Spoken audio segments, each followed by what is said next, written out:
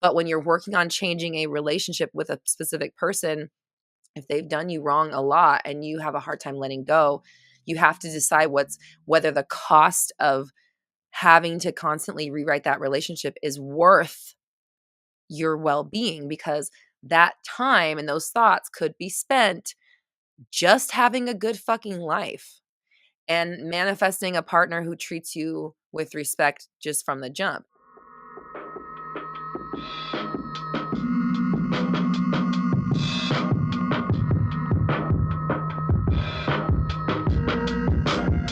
What is up, my fellow dreamers and soul searchers? Welcome to the Roxy Talks Manifestation Podcast, your raw, unfiltered, and unapologetic source for all things manifestation related. I'm Roxy Lee, and for the last decade, I have been researching and developing my signature 360 method, which combines behavioral science, quantum physics, and the law of attraction to help you manifest a life beyond your wildest dreams. Visit RoxyTalks.com for more info. Now, let's get into it.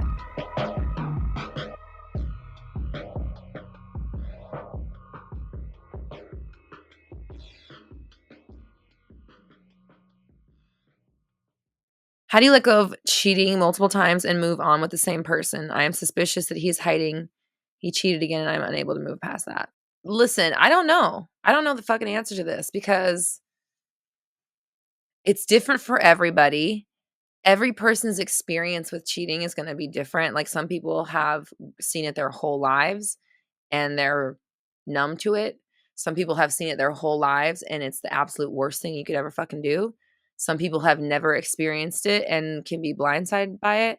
Some people have never experienced it and okay, fuck you. I don't know. Like, I mean, it's like that's just four things. That's just the four things I could think of. There's so many different feelings. I bet every person has their own like nuanced feelings about cheating, right? So how do you move on and let go of it? That's not a me question, that's a you question. How are you going to move on and let go of somebody that has done this to you multiple times and may well be doing it right now? And I'll be real with you as a manifestation coach, unless you've been really on top of your shit, they probably are cheating again because your story hasn't changed. And if you've been cheated on multiple times, you're definitely going to get cheated on more until you change the story, because it's part of your programming. The fear, the worry, the doubt, the suspicion, which you just said, the suspicion, hear me out right now. The suspicion of cheating is what makes the cheating happen. Excuse me. Let me rephrase this. The suspicion of cheating manifests the cheating. Okay. I'm not saying it's your fault. I'm saying when you are looking for a problem, you're going to fucking find one. And actually, that's a common theme. Actually, I had a client last week who felt like, no, obviously not giving any details away, just felt like they couldn't trust what people said in their lives, and that, they would hear things from people and then, like, in a quiet moment, they'd sit down and be like, this doesn't fucking add up. And so I was like, listen, if and that reminded me of a different client. I was like, this happened. This other person that's like, and what they have found is that when they go fucking digging, they look long enough, they eventually find something. And that's the problem, is that if you're suspicious long enough, the universe has to deliver. You've ordered a suspicious pizza. You keep calling the fucking pizza shop, that motherfucker's going to show up eventually. So don't eat it when it gets there. Meaning, you need to stop indulging in your suspicion, worry, fear, because it's those and the insecurity, right? That's kind of like what's enveloped here, the doubt. Those things actually manifest the cheating. So plus whatever kind of underlying story is going on with you. I don't want to assume your story, but I would imagine you've probably seen a lot of cheating, right? Like, you've been cheated on multiple times with one person. I don't know if it's your first time ever being cheated on by somebody, or if it's something you were exposed to throughout your life. But now that you've experienced it so much, it's super part of your programming, okay? Meaning that, like, the fear of having it happen again is stronger than, like, any of your other notions about love, essentially. I mean, like, I can't say that definitively, but, like, that's just, like, from the outside, like, what I'm kinda trying to say is, like, your fear of being cheated on is outweighing all of the other notions about relationships that you hold, and so it's just gonna keep happening. No, it's not your first time. Yeah, I didn't think so. Okay, so did you see cheating growing up as well? Was that what do either of your parents get cheated on? Did you see that happening? Just out of curiosity. My mother with my father and my brother's father. My mother with my father and my brother's father. Yeah. Yeah. Okay, that's yeah. Mhm. Yeah, unfortunately, we tend to carry our parents' baggage.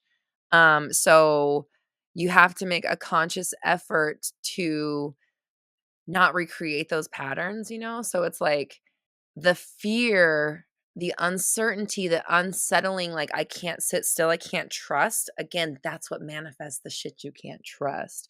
So when you feel like you can't trust, I feel so trustful. I'm so trustful worthy of this person. I know they're not doing anything. I'm not worried about that. I'm not worried at all. I know exactly where they are. They're not going anywhere. They're here for life. They're loyal. They're trustworthy. I trust them. We trust each other. I'm not even worried about that. I know exactly where they are. I know exactly how they feel. You want to be like saying like the opposite of doubtful thoughts, right? Of suspicious thoughts. Melissa says, one year I decided to trust fully everyone, everything against past habits of distrust, and it really changed me for the better. That's amazing. Thank you. Love says, what if it's intuition warning you? The issue with the intuition thing is that intuition manifests, right? So it's like definitely listen to your intuition, but also let's go down this road, okay? Because I don't want to pick. Let's. This is a different question because I don't. This is Love Sky's question. Um this is not exactly Fabi's question. So I don't want I'm going to use your story, Fabi, but I'm not going to say this is you, okay? Because I just want to go down this road, right? What if it's intuition warning you? So if it's intuition warning you, which it probably is because you've been manifesting cheating your whole life, then number one, we probably maybe should not be in a relationship with somebody that has done this to us this much if we can't trust them. But also, we need to be working on the story. Like, just because it's your intuition does not mean you shouldn't work on the story. I think intuition and manifestation are the same thing essentially in my mind. Like intuition is like the precursors. It's like the early vibrations of a manifestation kind of, right? So like if you're super in tune, you can feel it coming before it shows up in your world. So if you're like think this is like a snake eating its tail thing because you have this I have this cheater, but I have a parental cheaters, I've been cheated on, and now I'm in a relationship with someone who's cheated on me multiple times, and now I feel like they're cheating on me again. Intuition is probably spot the fuck on because history tells us they're probably fucking cheating right now. Does that mean you shouldn't stop saying that? No, it fucking doesn't. Because if you don't want to be cheated on again, this story needs to end now. So who cares if it's intuition? Great, you're in tune with it, but that does not negate the fact that your story needs to fucking change because you're gonna feel that shit again. Oh, I feel like someone's cheating on me again. Well, guess what? They probably are because your intuition's spot on. Because guess what? You're manifesting it. So you have to change the story. If you feel the intuitive nudge like you're being cheated on again, whoo, thank God I have such loyal people in my life. I'm always able to spot that and able to see people who are loyal and who are not. And if they're not, then they just easily get out of my life, or I easily see it, or it doesn't hurt and it doesn't bother me, or I feel like changing the story to something different to where you have the power, not the cheating. Tommy says intuition is warning you of something you have already brought about into your 3D, a heads up to focus on telling a new story. Love it. Love it, love it, love it. Okay, I have to tell you guys this story because this is what's coming. Like I told you about the thing about these things, it's like they're at the door and I can't see anything else until I let this thing in.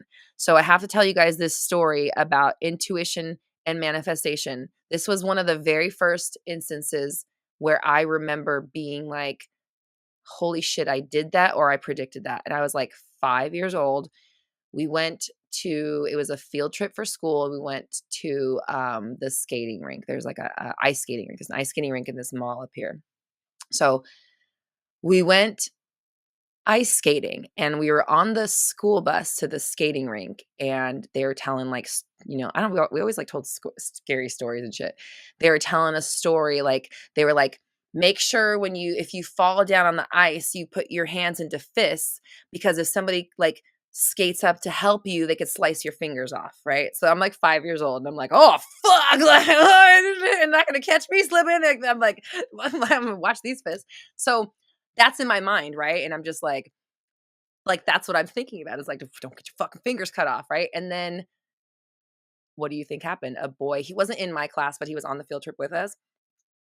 He didn't get his finger sliced off, but he fell down. The teacher came to come like help him up, and she sliced into his finger, and he had to like go to like leave the thing, go to the hospital, and get his finger all sewed up and stuff. And I was just like, I made that happen. Like, I was just, like, tripped out. Like, I was like, like, I felt so bad.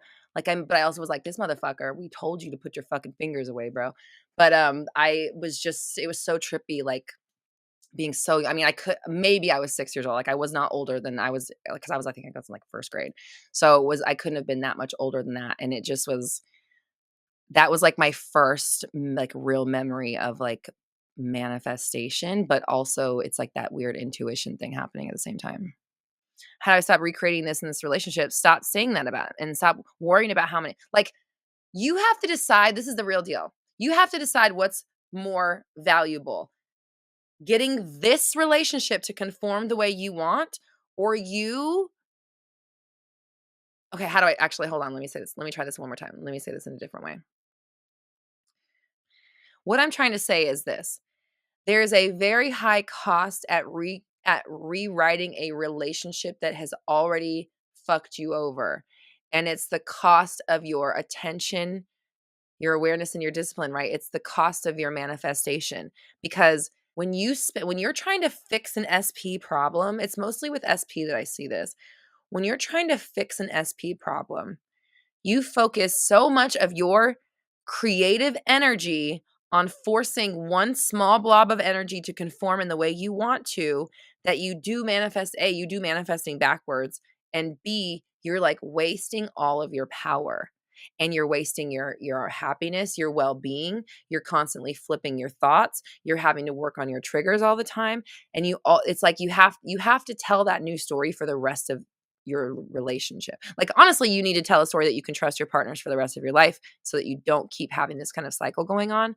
But when you're working on changing a relationship with a specific person, if they've done you wrong a lot and you have a hard time letting go, you have to decide whether the cost of having to constantly rewrite that relationship is worth your well-being, because that time and those thoughts could be spent just having a good fucking life and manifesting a partner who treats you with respect just from the jump. And the other thing about it is that it can be the same person, but like in my opinion, it's easier to manifest a person when you don't focus on them and you focus on just on yourself. It happens way easier, way faster, and it's a cleaner manifestation. When you try to meddle and you're doing all your affirmations about this person and you're so focused and consumed with them and you can't live your life without them, guess what? You can't live your life without them. That's a real fucking thing. You are miserable, and everything you're doing is consumed with thinking about them and trying to fix those thoughts. So is the relationship worth that, was what the conclusion I was trying to come to earlier. Is being in that relationship worth all that you have to do to make it worth being in?